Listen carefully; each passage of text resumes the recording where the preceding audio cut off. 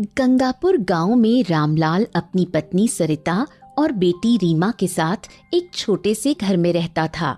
रामलाल दिन भर खेतों में मेहनत करता, तब जाकर घर का चूल्हा जलता। फिर एक दिन रामलाल जैसे ही खेतों में काम कर रहा था। अरे ये क्या, लोमड़ी और बंदर मेरे खेत में, ये क्या तमाशा है? बंदर हांफता हुआ दौड़ता है और सीधा रामलाल के पीछे छिप जाता है। अरे तू मेरे पीछे क्यों छिप गया? भाग भाग, कहीं पेड़ पर चढ़ जा। मेरी आड़ में क्यों छिपा है? मालिक मालिक, मेरी रक्षा करो, वो लोमड़ी मुझे मार डालेगी। वो कई दिनों से मेरा पीछा कर रही है, अब मुझसे नहीं भागा जाता, मैं थक गया हूँ। अगर आज आपने मेरी मदद नहीं की तो मेरी जान चली जाएगी। ये मेरा शिकार है, इसे मेरे हवाले कर दो, वरना तुमसे बुरा कोई नहीं होगा। जंगल में जो मेरे रास्ते में आया है उसका अंजाम अच्छा नहीं हुआ। अरे जो मेरी शरण में आया है उसे मैं किसी को सौंपने वाला नहीं हूँ, चाहे वो इंसान हो या जानवर। जा यहाँ से, नहीं तो देख रही है ना ये फाबाड़ा, इसी से तुझे काट कर फेंक दूंगा। अरे इतना क्रोध क्यों करते हो?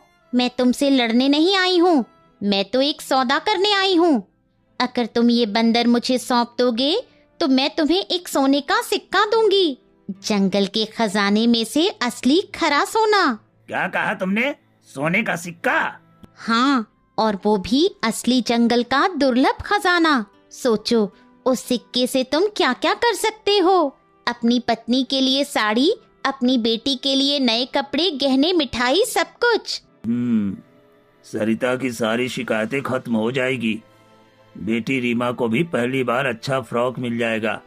लोग कहेंगे रामलाल ने भी अब कुछ बना लिया है। यह मौका बार बार नहीं मिलेगा। नहीं नहीं, पर क्या सिर्फ एक सिक्के के लिए मैं किसी मासूम की जान ले लूं? क्या इतना नीच सोच के साथ मैं खुद को किसान कह सकूंगा? नहीं नहीं नहीं। कहाँ खो गए हो? जल्दी फैसला लो, तुम्हारी किस्मत बदल जाएगी। नहीं, मैं ऐसा नहीं कर सकता। एक सिक्के के लिए किसी की मौत का सौदा मैं कभी नहीं करूंगा। तू जा यहाँ से और किसी और को ढूंढ जो अपनी आत्मा बेचने के लिए तैयार हो।